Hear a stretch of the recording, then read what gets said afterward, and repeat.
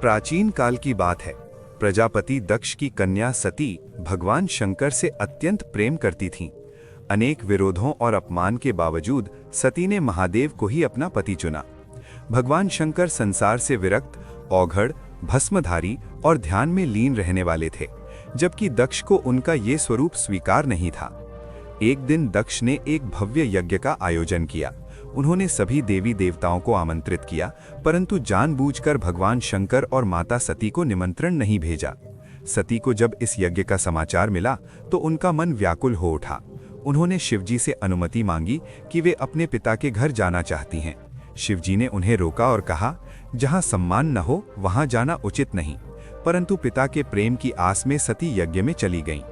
यज्ञ स्थल पर पहुंचते ही सती ने देखा कि वहां भगवान शंकर का अपमान हो रहा है। दक्ष खुले मंच से शिवजी को तुच्छ, अयोग्य और अपवित्र कह रहे थे। ये सुनकर सती का हृदय विदीर्ण हो गया। उन्होंने अपने पिता को समझाने का प्रयास किया, परंतु दक्ष अहंकार में डूबे हुए थे।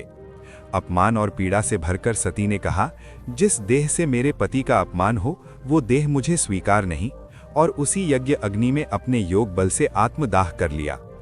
जब ये समाचार भगवान शंकर तक पहुंचा तो उनका क्रोध और शोक असीम हो गया।